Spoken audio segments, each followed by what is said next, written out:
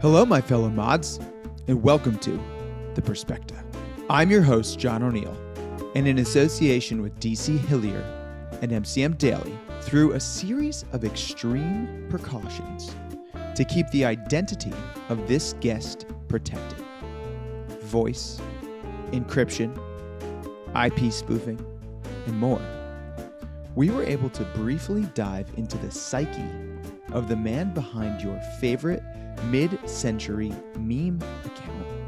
Username, Northwest MCM Wholesale. We talked through his role in our community, taking down dealer crooks selling fakes, the relationships he has built, some very scary picking situations he has survived, and of course, his favorite energy drinks.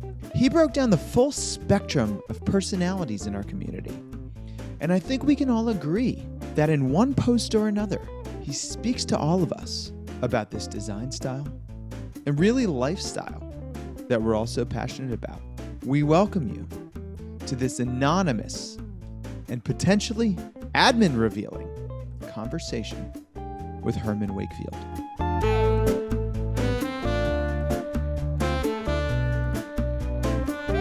So everybody, we have somehow, with multiple protections in place, determined the location of Mr. Herman Wakefield, and he was able to join us from his storage unit. I think. Herman, is that you? How you doing? Yes, this is me, and I'm in my storage unit right now. Yeah. What is illuminating your storage unit right now over there? Oh, this is the orb from the orb meme. This is the original. I picked this up at an estate sale 25 years ago. Amazing. For $2. And I was going to send it to Billings Auction House in LA. So no, it's a Bill Curry lamp. Very cool. How you getting electricity in the storage unit? Is that what the New York guys do is they just like hack into the light bulb and then run an extension cord out of that. Wow. Yeah. I bet that's true. Is that true? That is true. I do know people that do that. Wow. That's a thing. Yeah, I don't do that. I mean, the rules are really strict in Oregon. I don't know why, but you cannot screw around in the ones in Oregon. They'll evict you. So wow. No, I don't actually work in my storage unit. I work in a fairly nice garage. And then keep all my You don't live in your storage unit either? No, I don't live in my storage unit. Okay. No, that's Herman Wakefield, the character does, but the person behind Herman Wakefield lives in a house. Yeah. Nice. That's good. Yeah.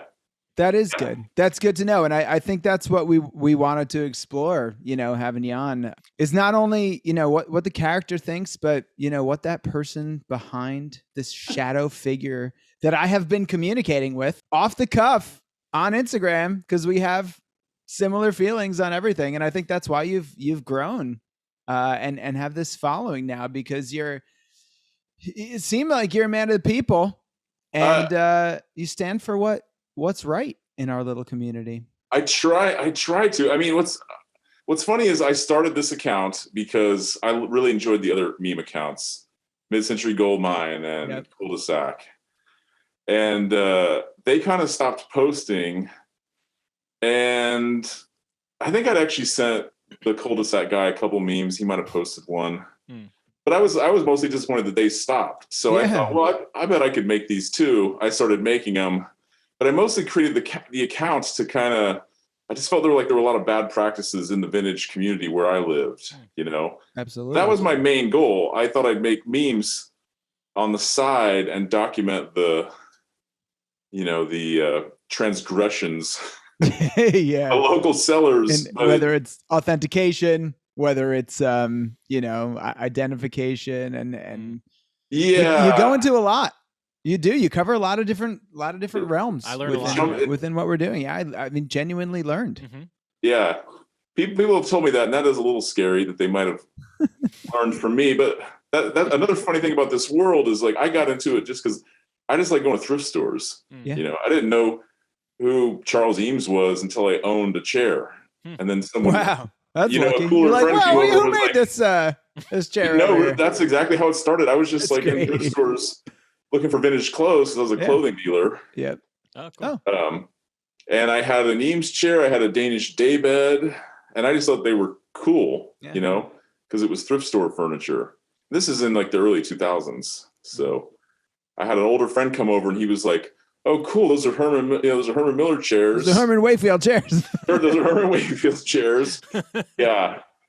We should go into that because everybody asked me about the name. Not a lot of people know the name. But anyway, so that was my origin. So I kind of like had this stuff I thought was cool. And then I learned that the rest of the world thought it was cool. So, and then I got out of it because it was too cool. no, I mean, it was just kidding. Cool back then. Was that's just our bands that we're into. It's like once more than five people know about it, can't do it. I used to be that way with bands too, but then I'm like, do I really want to listen to the obscure band that sounds like shitty garage band? I just listen to Led Zeppelin, Right. Yeah. Right. That's fair. Anyway. Okay, did I get off? I think I might have got off track. So tell me about the origin of your name here, Herman Wakefield. Okay, yeah. So Herman Miller, the American furniture manufacturer, who's still in business and who's still a great company in my opinion, and then Haywood Wakefield, which they've been around since the 1800s, but they're most known for the kind of I don't know what would you even blonde, call it? Like is it beechwood? I think it might be the birch and maple. The birch maple. It's kind of light wood. Yeah. It's not very popular right now, but I don't own any. Me neither. And I don't sell it, but I do appreciate it because it is kind of this American. It's like almost deco a little bit. Yeah. But Haywood Wakefield and Herman Miller are like light years apart. But I just would see over the years, I would see people call it, this is a Herman Wakefield desk. Right. This is a Haywood Miller chair. No low balls. So that's where the name. Yeah. And then what? You just watch enough like broody action movies and start picking up characters from there. That's how I perceive, I mean the man behind the it turned you into like a sociopathic or psycho. Yeah, little bit of American Psycho, Drive. I mean, another classic. Those aren't even necessarily my favorite movies. I love movies though. That should be obvious. I watch a movie every night. Cool. Oh wow. So or try to. That's my deep. But when I say every night, I mean I turn on the TV at midnight and we'll put on Paris, Texas, and then fall asleep 3 minutes. Awesome. When all the energy drinks are out of my system. Right. It takes a little bit. But those would be like Paris, Texas, the Wim Wenders movies, like American Friend, and he did this movie called Hammett. Like some of those movies capture America better than American directors. So those are kind of my favorite movies, but I'm not above watching. Batman. Sure. I watch it all, I mean, look, I think, you are playing a role, and we've given some kudos to Design Within Copy and some of the other folks out there that are calling people out. You're playing a Batman type role. The other thing I'm watching recently is Dexter. And I have never seen that show. Oh, that might be. You might have to watch and then maybe just sneak that is persona into Herman Wakefield. There is. Really? No, there is. Seasons? Dude, you watch any show lately? Yeah, I guess so. True. There's a couple. I'm almost positive I saw a pretzel chair, and Dexter had a pretzel chair, and I don't know the official name of that chair, but.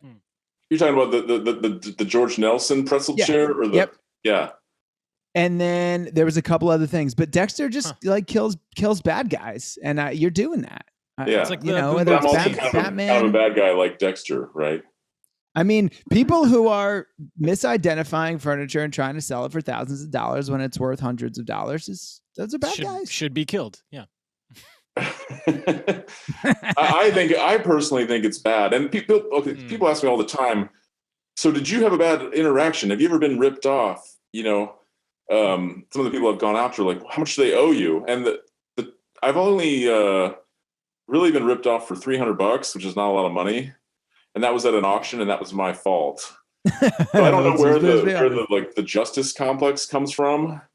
I think that maybe I just know enough people that work really hard to bring authentic pieces to market, and they restore them, and then that the people that kind of cheat or don't do their research or just lazy, or the crooks are the real problem to me. But I mean, there are crooks. There are absolutely legitimate crooks. It's ugly. Yeah, and I don't actually know as much as I should about that. I just sort of like see things, like the one table that I called out that was the Noguchi table. Yeah. I just saw that at 1 a.m. and I was really tired. Like four bangs in, right? Because we're off Monster, right? We're into Bang. Yeah, energy, well, I was on Monster. I was hooked on Monster at the time. I switched to Bang recently. Okay. But I just saw this thing and I was like, this is a fake and it's not worth $15,000. And I've just had it. So I just started posting away. And yeah, that was quite surprising. I'll just say that, Dude, I got to say, I mean, when you think about Instagram and Facebook and the internet, conflict kind of works. And it's unfortunate because here we are, reality TV, trying to educate the world in a kind manner, and your account's just blowing up. Yeah, because we started around the same time, Yeah. I know, and you asked me to do this when I think I had 400 or 500 followers. Oh, was it that early? I was like, yeah, dude, I love what you're doing. Let's chat. I was like, who wants to talk to me? Storage unit, energy drink, Eames snob. Then it made more sense later on. Now, I do have quite a few followers. Yeah. So here we are. Now I can help you instead of undermine you. It's appreciated. No, I think, continue to undermine anybody that you think deserves it. Yeah. I mean, quite frankly, you're under and that's why we're taking all these precautions, right? You set up a separate email, twice encoded, got in touch with us. We're able to put the, location scrambler on. And, exactly. But, when someone from Bang Energy offers to send me, I hope you're cool with product placement, right? Let's do it. I mean, this episode is officially sponsored. To send me a case of their beverage, I immediately send them my home address, full name, social security number, and mother's maiden name. Just kidding about all that. But all you have to do is offer me something free, and then you'll know my identity. Look, I think that's what we're waiting for here at The Perspective, is just some free stuff. So if anybody out there, Bang included, or Monster, I mean, we could start a little... thing. Yeah. I've never had either, so I'm down. Let's go. Ooh. Okay, so the energy drink thing, it's reality. I never really drank these. I have a friend named Eric, who's a reseller like me. Yeah. And some of my other friends, I'd noticed they were drinking them. Sure. I had never had I think I had a Red Bull, when those came out. Yeah. I had never had an energy Red drink. Bull. Yeah. I kind of started drinking them just as a joke. Yeah. Because everyone else was, and I don't drink alcohol anymore. That used to be my drink, I just drank alcohol, But so it was one of those, like, at the end of the day, I used to drink kombuchas, Yeah. How the energy drinks just this much over. alcohol.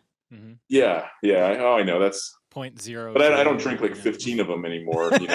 Not slugging 15 booches at the end of the day, unfortunately. No.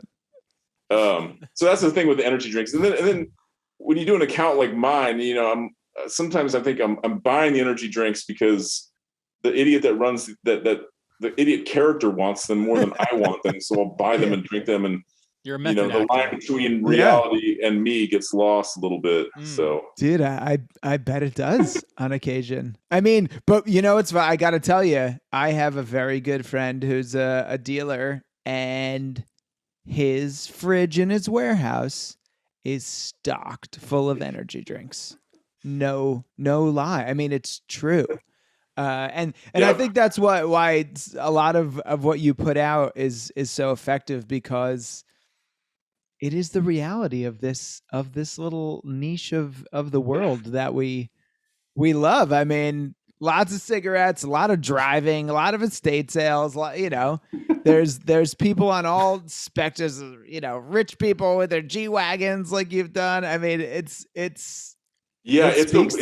crazy mix of people, and it's a crazy mix. I'm definitely I have gone, this is this is an interesting thing. I have bought furniture from a picker who is basically homeless and down on his luck. And, I don't mean this in a negative way, but probably on meth, and I have taken it to my middle-class home and cleaned it up, and I have sold it to someone in a $3 million home. Yeah. So I've seen one piece of furniture go from a trailer to $1 million home to a $3 million home. Wow. And then that person becomes your customer, and then that picker becomes someone you work with. So you'll see all sides of the socioeconomic world. Yeah.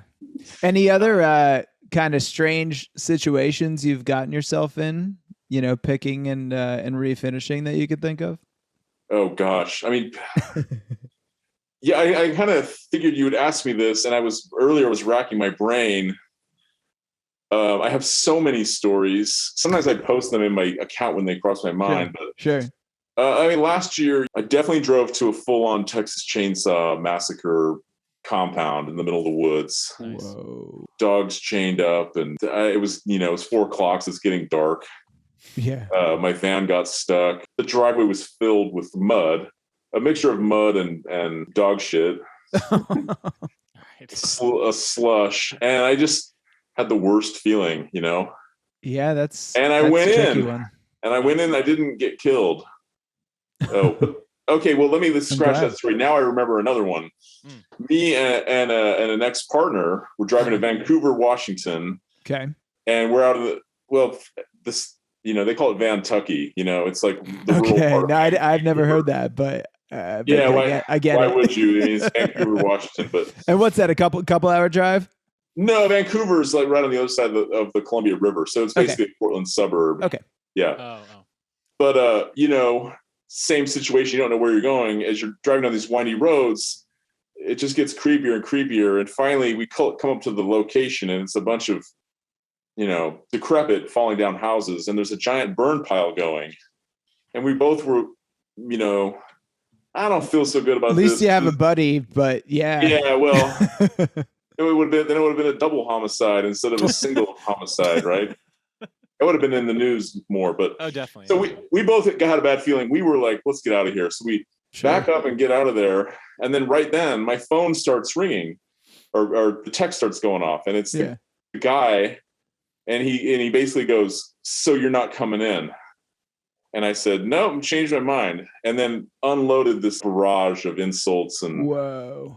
Like, do you think he had negative intentions? I don't know, but I don't know why you would respond to someone like that. Upset, over you're standing by your burn pile. A burn pile. Yeah. I think you made the right choice.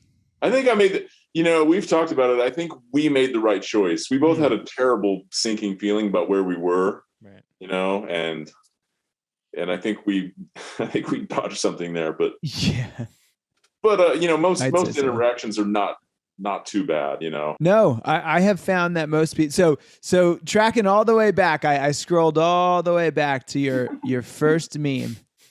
Oh, okay. And there was a Ken Coffey Perspecta Highboy featured.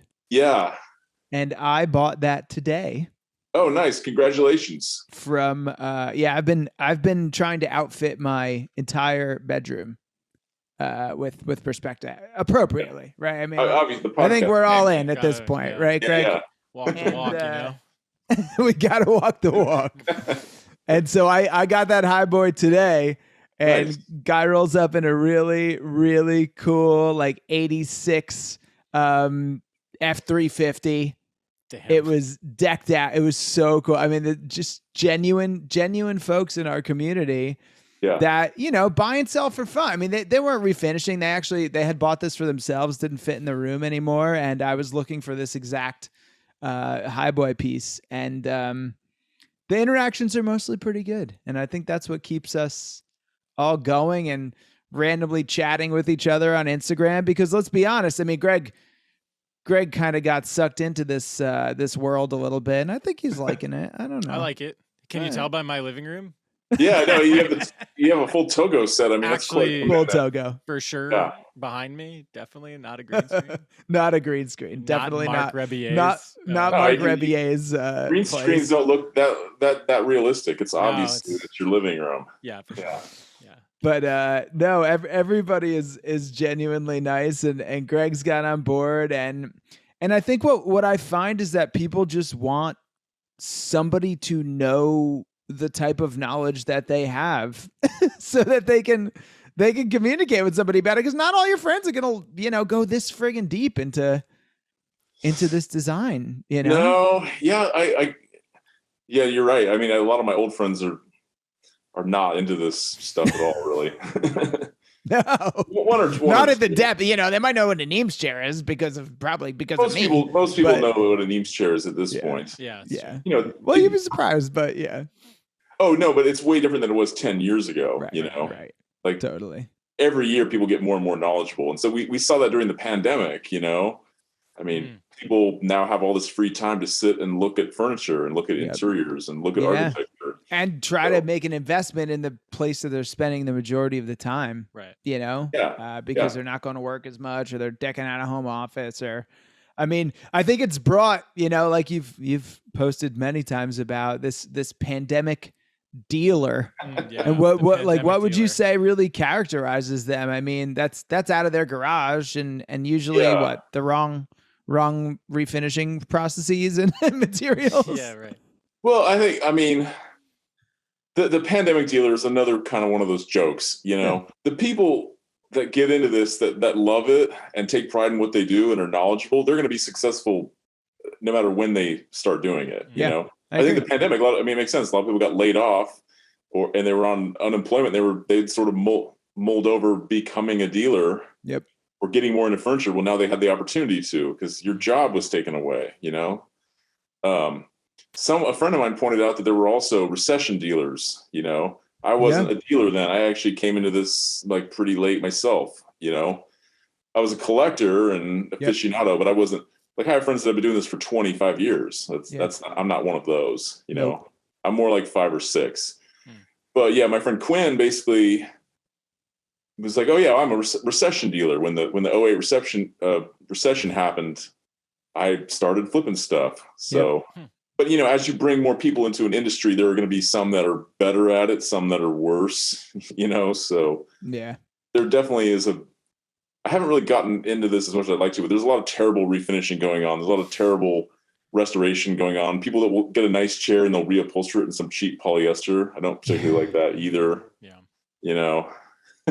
No, I mean, the root of, I think, a lot of what you focus on, it's refinishing techniques, it's identification and authentication.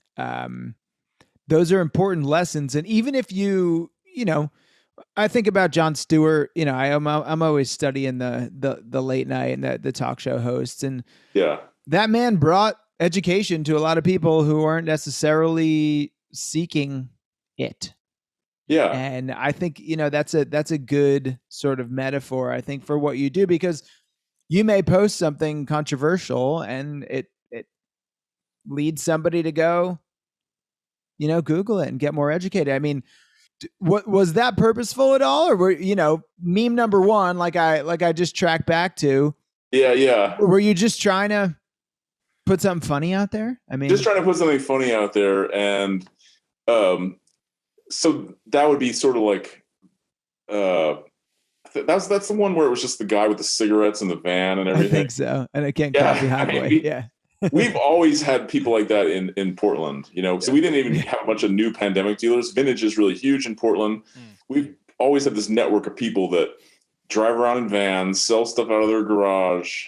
It's just huge here. So we weren't hit as badly with the pandemic dealer, but definitely there were some new ones, and the new ones that come in, they're, younger, more aggressive. Sometimes if you're stupid or uneducated, that'll actually help you, because the old timers aren't going to, who's going to spend $400 on this?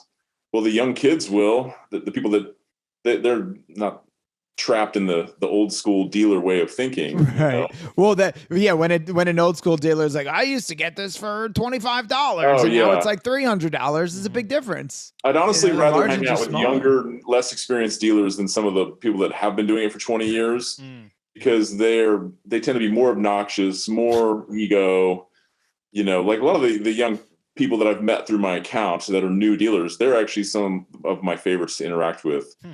Okay, so that's the funny thing about the misattributations. These old guys are like, I can't believe this kid's calling this Milo. Well, the old guys are the ones that invented all this bad information in the first place. Yeah, it's probably true. true. You know what I mean? To an extent, yeah. Yeah, so... I could see that. Yeah. Milo has never done an how do you say that? Attacheret? Attacheret? Attacheret? Yeah. I don't know that. I don't know that word. I'm actually pretty stupid, John. Herman. I don't think I finished high school. I cheated to get into college and then dropped out, and then I just started messing with furniture, basically. Yeah. That sounds like the Herman Wakefield masked hero origin story that we've really been waiting for. Yeah. Oh yeah, that's pretty much it in a nutshell.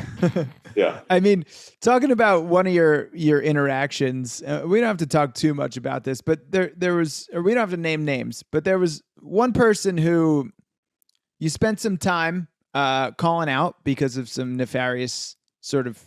Is this the gentleman from Spokane, now Tacoma?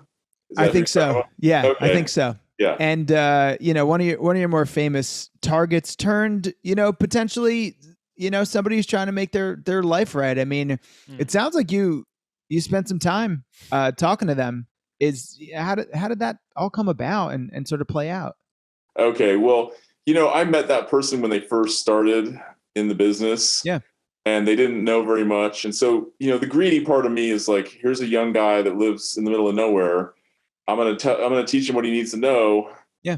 And I'll do business with him. And we did do business before, I mean, he's not an original. There's a lot of people like him, and just a bit of real talk for a second. This person struggles with addiction, and the addiction got the better of him because I knew him personally. And because we talked about addiction, and because I, have been sober for 7 years, it kind of struck a nerve with me a little bit. Yeah. And but the thing with him, and I talked to him the other day. I'm rooting for him. Everyone's rooting for him. When I posted that story about him paying people back and trying to do the right thing, I mean, I got 100-some positive messages. Yeah, I would imagine it's the resolution you want to hear about. Yeah, it's exactly good stuff. And it's nice that you were able to act. It sounds like this person at least a little bit. I know him very well. But it's nice that you were able to act as sort of guide and coach, both as it relates to furniture and probably in trying to make things right. Well, I'll say this: it's good on you, man. To me, it's good on you. Okay, because I was pretty much done with him. Yeah, he approached me and some other people and was. Showed some remorse, I suppose. That goes a long way, because you can't forgive someone that's not trying to be, that's still trying to be a criminal. Yeah. You know what I mean? Yeah. Yeah. Oh yeah. I do have some sympathy for him. Sure. I hope he sticks with it, and he has paid a lot of people back. I'll give him credit. He is trying to right the ship. But that's great. That's great. I've actually, like a lot of us, I've lost friends and family members to addiction. Over the years, and I don't want to see anyone get lost to that, Right.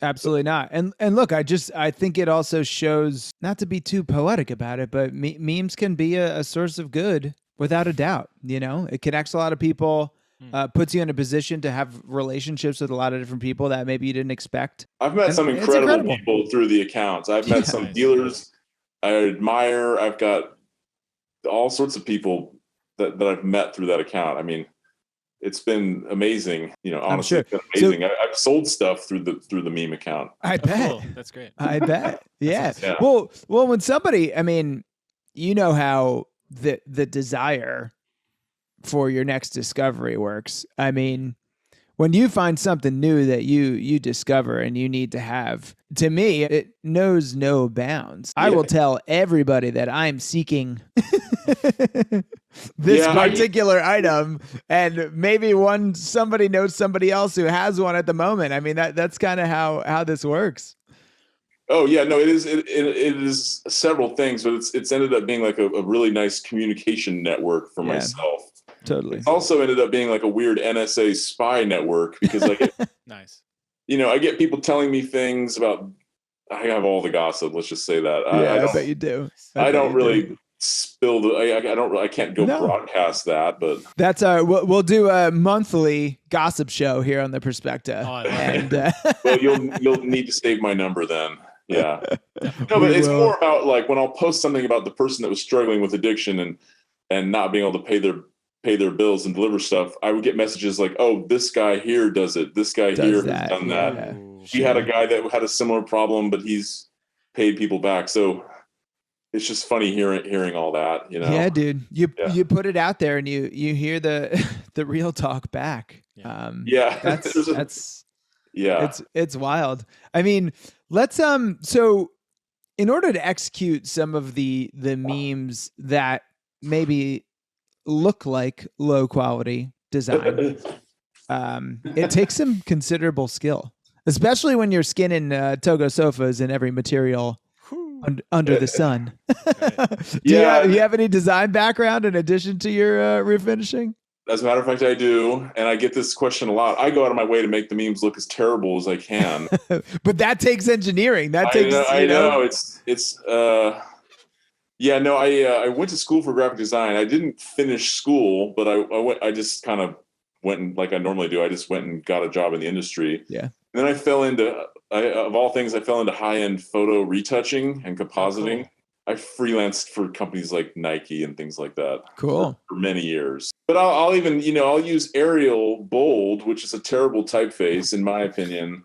Just because if you use Helvetica Bold, the nerds will know. I use Helvetica a lot too, but sure. When I went to school, they're like, don't ever stretch type. Don't ever use Arial. So I'll stretch the type and use Arial, and the compositing is terrible, and I'll still get people messaging me and they're like, so what school did you go to? Are you a designer? I'm like, damn it. That's awesome. Well, you need to know what not to do in order to execute what not to do really well. And the main thing that it's helped with is I was always really fast at the Photoshop compositing stuff. Sure. So people are like, God, you must be making memes all day. I actually have a meme schedule now, which is ridiculous. But that's awesome. Sunday and Monday nights, I used to watch football in one screen and look at upcoming auctions in another. So now I have the football is minimized. The auctions are down here, and then there's the meme screen. So yeah, I have to get on a schedule with these things. It's incredible. Because I can't be doing this. I do work a lot. I can't just be making memes all day. Right. No, yeah. I know. We're I think we're in a similar boat, Greg and I, with our day jobs and trying to edit and promote this podcast as much as we can. It's a lot. It's a lot. And you got a lot of mouths to feed now, Mr. Wakefield. It's you got a big community looking up to you, trying to make sure you're calling out. Everybody needs to be called out. Look, and you've attracted major attention from some pretty big organizations. I mean, the Frank Lloyd Wright Halloween situation. Oh yeah. They threatened me with a cease and desist, and I didn't take it any further. I just told them that I thought they were stupid and then blocked them. But it was definitely not from an attorney. It was just they alluded to, legal actions. So. Thinly veiled. I hear that organization is disorganized. Let's just put it that way. Well, the sad thing is that I feel like I wrote them back, and I was like, here, look, I was in Architectural Digest. Yeah. I mean, how that? I laid out my case, and they wrote back, and they were like, no, we still don't like it. You need to delete it. So anyway. But I mean, I couldn't believe that Spirit Halloween was able to legitimately rent out Falling Water. Oh yeah. For no, I thought it was. You're absolutely that happened, right? Did that happen? Oh yeah, no. Sure. Spirit Halloween is actually the parent company. Okay. I mean, they have their tentacles everywhere. They control. I can't even go further with this. We know what you're getting at. I mean, it's just No, Spirit. Let's just put it this way: there's no way you can separate Spirit Halloween, the Halloween costume company, and the legacy of Frank Lloyd Wright. They are intertwined forever. Yep. At least in my world. Shit, maybe we might get a cease and desist. So looking forward to that. All press for talking about Falling Water and Spirit Halloween. I think you never know. You never know these days. But no, I think, but that one's a classic, and Togo Tuesday. Let's let's dissect that a little bit. Where did that start for you? Was that just Tuesday night with a couple monsters and so Tuesday, one day a week, I actually work 1 day a week at a vintage mall. So and it's really slow on the Tuesday. That's my dark secret, is I work 1 day a week at a mall. Nice. So, I like it. Gotta stay fresh. Yeah, so I would just sit on my phone. I had extra phone time because I can't really, I can't be looking for furniture or going to stores. I'm stuck at a mall. Yeah.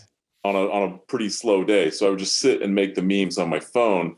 But the whole Togo Tuesday thing, that hashtag already existed. I didn't invent that. Oh, wow. I just saw that Linnea Rose was using it already. Yeah. But it was also, restaurants were using it to promote their to-go menus. Oh. So if you search Togo Tuesday, you'll see Togo sofas. You'll see.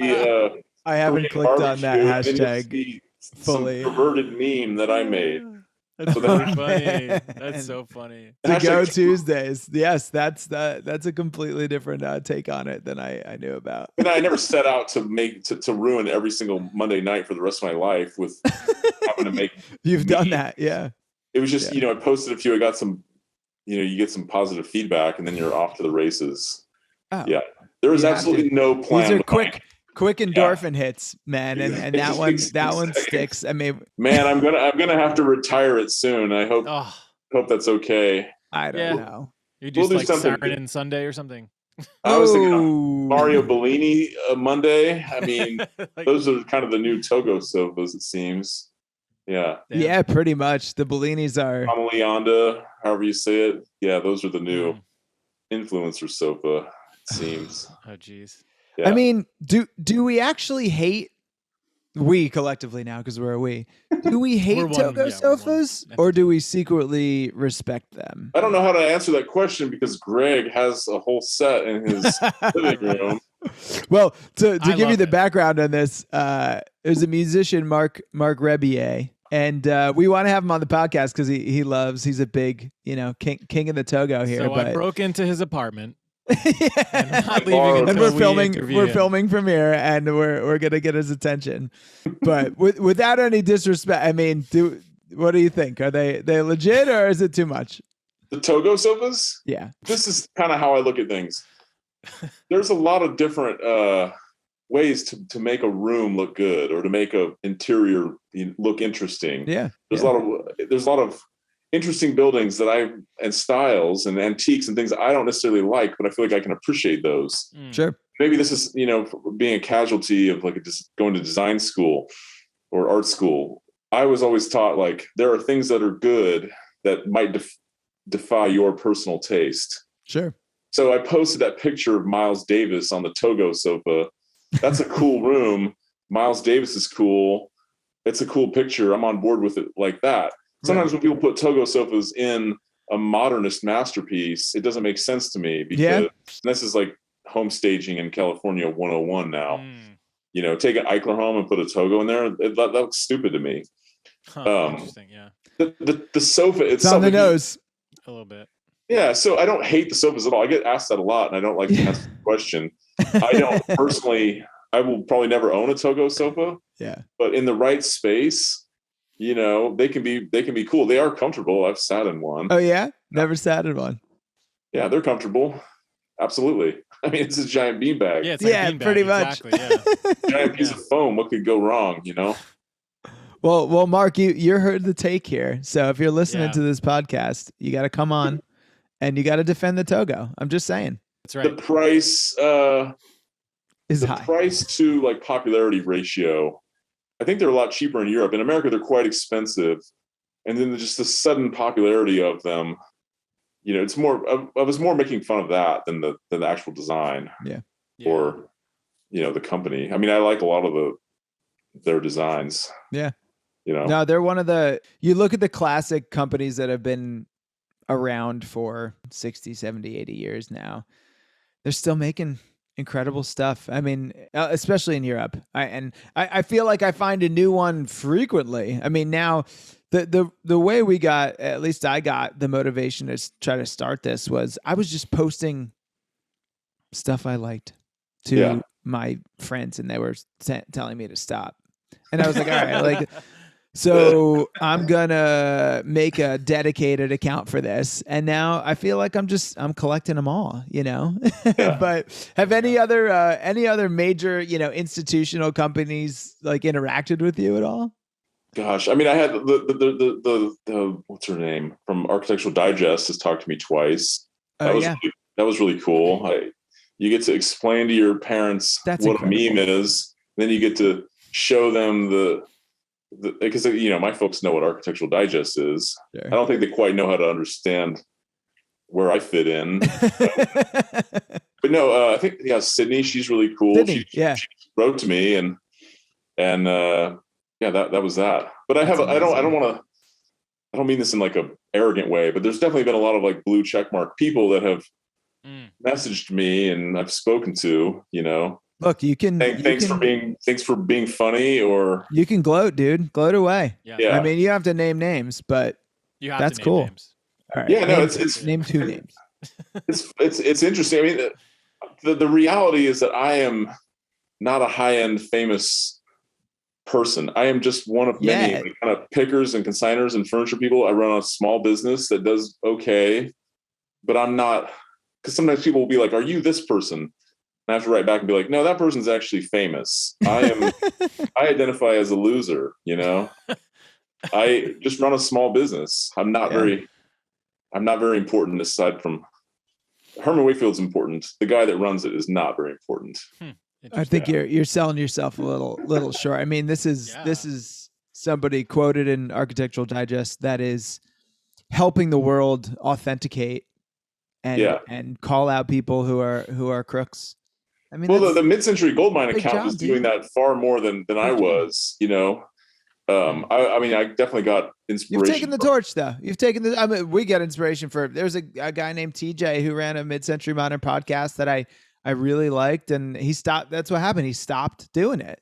Yeah. And I was like, oh man, there's a little spot here, and I want to just talk to as many people as I can about this stuff and learn, you know, and maybe if we record it, somebody will pay attention.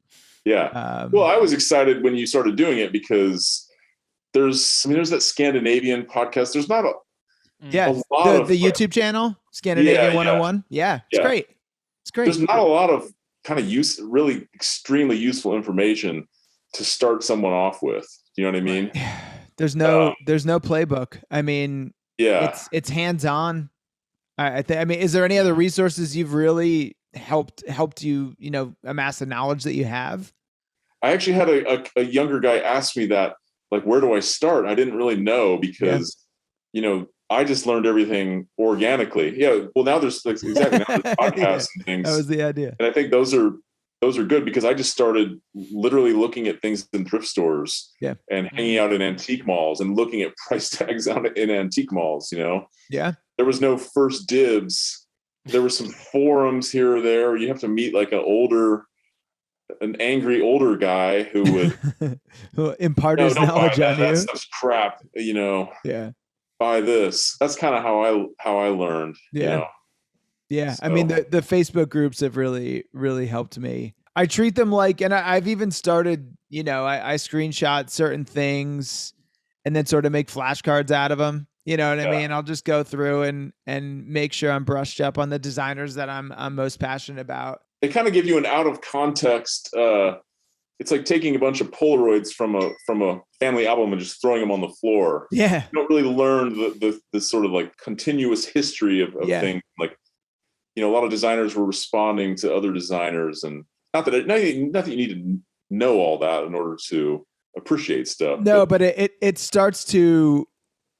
I do look at it like music, going back to that, because I do think there's a lot of commonalities. I remember when I was downloading music and downloading individual songs, right? Yeah. And not really thinking about it as a musician. And then later I would put it in the context of an album and start to, okay, like this is the full body of work. Like, Saarinen had this flight center and this incredible architectural ring over St. Louis or whatever. It's just like, oh, and this guy did the tulips. Any designers, classic sort of mid-century modern designers or furniture manufacturers that you really gravitate towards? Yeah, I'm pretty basic. I got into Eames and Danish furniture. I don't really collect the Danish so much anymore. I like George Nelson, the early stuff. I love like the Paul McCobb just because it's so simple, post-war American stuff. So that's the stuff that I really like. Nothing too fancy, Yeah. If one of these memes turns into an NFT, then I'll fill my house with Pierre Paulin and Werner Panton. My house will just be a Werner Panton environment. Just full wallpaper. Yeah, exactly. But until then, I kind of, I have a pretty standard mid-century house. My furniture kind of reflects that too. So, sure. I've got the Herman Miller, the Paul McCobb, Raya rugs. It looks like a really basic, boring old guy from the Isn't that just basically what we're all it's what we're aspiring to be? Yeah, pretty much. Yeah. Pretty much. Well, sometimes I get ideas where I'm like, oh, my second house, I'll actually that'll be filled with bamboo and Whitco and Haywood Wakefield, and it'll be super kitsch. But right. But this is the one house that I live in now, and it. I think we're all just aspiring to be uniquely Rochelle's. Do you follow her in Arizona? Oh, no, man. Maybe I do. Yeah, I don't know. We've chatted about coming on the podcast. We got to get her on, but it's a full time capsule house, very tiki inspired, a lot of Wicco, Pulaski stuff. Yeah. And she lives the life. I mean, all of her clothes looks like her significant others living the life. I mean, they are period specific, and it's so admirable. I don't even know how you live that way. That's what I want to ask her. Like, how did this get to this point? So I am kind of like that. Okay, there we go. All right. Yeah, I'm kind of like that. Little time capsule going on. Yeah. But it sounds like some of the classic American stuff. I mean, that's what I really gravitate towards as well. If anything, I even go. I mean, I chose the Perspecta for the purpose of being sort of a 101 level accessible piece. Yeah. But I think the mass modern stuff is what was somewhat available. Well, that's actually what's fascinating to me about it is I think it was accessible. Post-war, exactly. It was the last time that craft and production met, and for a brief moment, we were mass producing really nice stuff for middle class.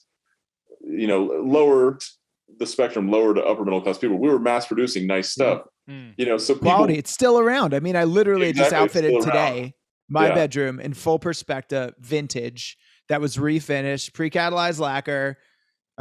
Jeff at discount discount mid-century modern outfitted me in Philly. Good friend, and it's beautiful. I mean, it came great. Yeah. And so it's still around. It's lasting the test of time. What more can you ask for? But there's some real all-star lines out there that to me haven't seen their full potential.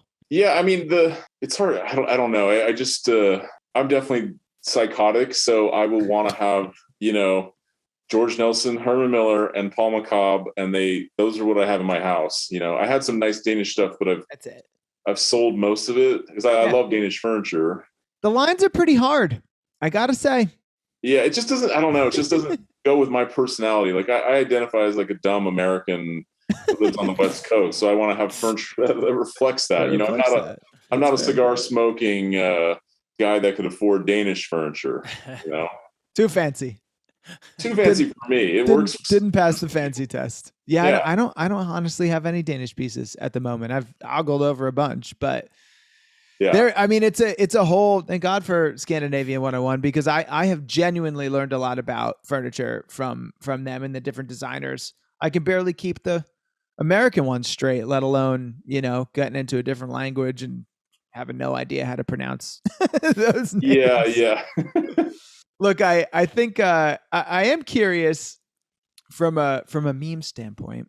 Okay. Are there accounts that you follow, not necessarily for inspiration, but just that are, have sort of the right and interesting tone? Oh man, my phone is just, when I'm logged into that account, it is just all memes. Yeah. So I've actually got to know other memers, which is interesting. Oh. Trying to think of which names I can say on the podcast. Just the ones you would admire. Off the top of my head, my head, it might be tough. There's I think it's Patia's Fantasy World. That one's pretty popular. It's got a blue check mark. Ooh. She or they or whoever, they're pretty funny. There's a lot of smaller ones, like I've actually gotten to know a lot of these female memers, not on purpose, but I feel like when I looked at my stats, something like 72% of my followers are females. Wow. That's interesting. Because, that is interesting. Dumb dudes are into the resin tables. That doesn't appeal to... Oh, we have to talk about resin tables. I figured that was coming at some point. But so anyway, you're telling me you don't appreciate a good resin table.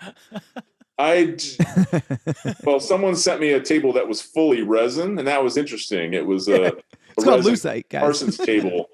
Yeah, that was cool. I don't like the way that you take a piece of wood, like a live edge piece of wood, and you make it interact with this plastic composite hellish material. Right. And then make it fucking green or blue. It's like the juxtaposition between the two it's sort of like a gimmick or a joke, and I don't particularly like that joke. No, me neither. But I think we can officially all state for the record that we are against resin tables. Resin is dead.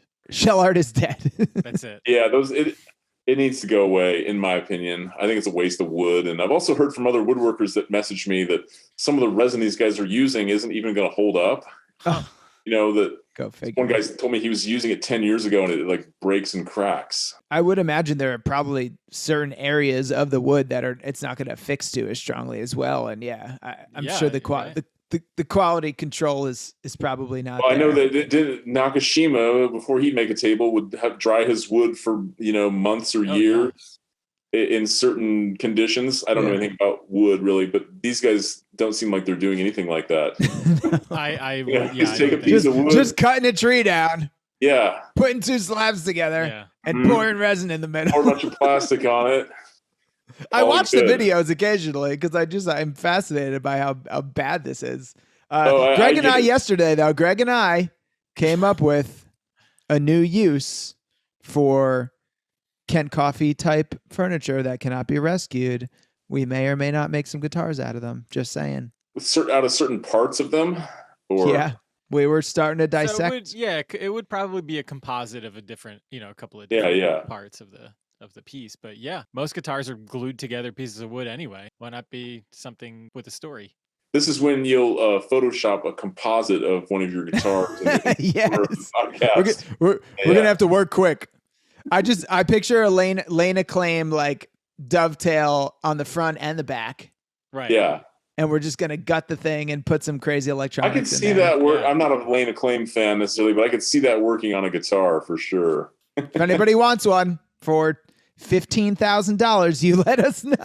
Yeah. That's going to cover my CNC If you want to pay machine. $15,000, let us know. We'll make you one, okay? I think some of the guys that buy guitars, $15,000 is fine. You could probably resell one of those. That's true. Yeah, that's true. Yeah.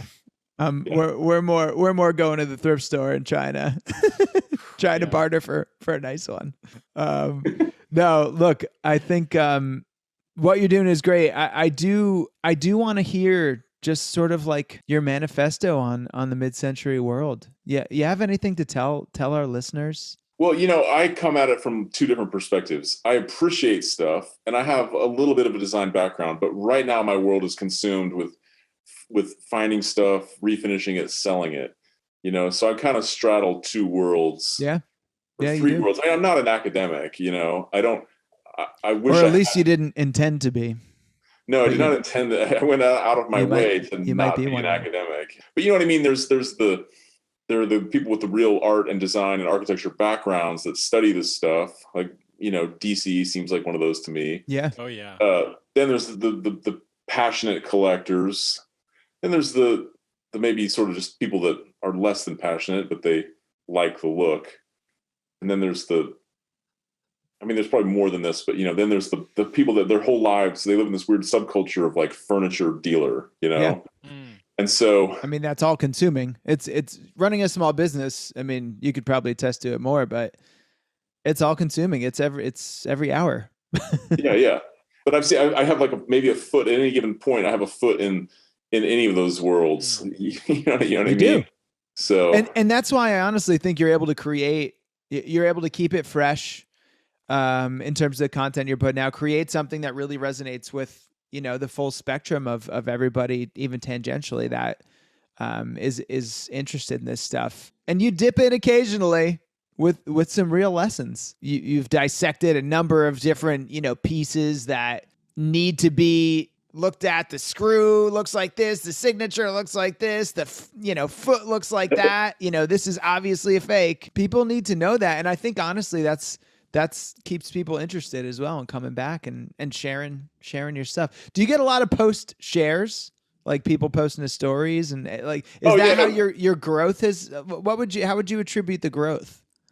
Well, I get tons of shares, especially if I do one that's less. If I do one that's about furniture dealers drinking Monster Energy in their storage units, that will get less reshares than if I do one that I'm making fun of Instagram trends or bad interior design trends. Those travel much further. Got it. But yeah, no, sometimes I'll look at my stories and, in my stats, and I'll see that some of these have been shared like 500 times, and you're like, if you post a funny reel, that'll get viewed 40,000 times.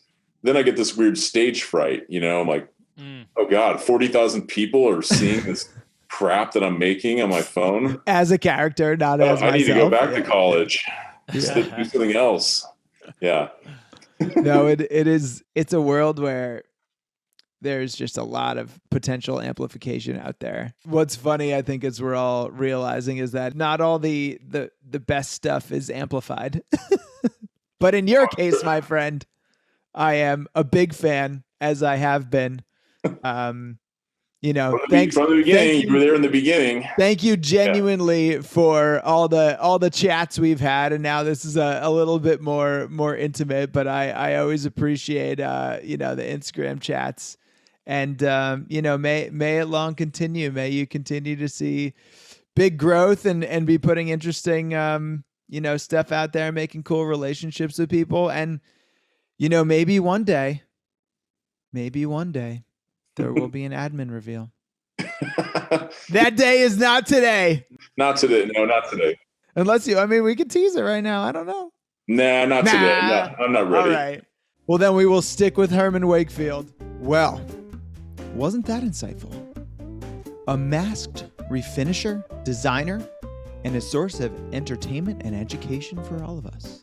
I want to thank Mr. Wakefield for his continuous support and for all he does to call out those who need calling out in our community. Go tell your meme-loving friends that we got very close to an admin reveal. And of course, to go follow Northwest MCM Wholesale and to listen, subscribe, and rate The Perspective. Until the next mid-century, stay tuned.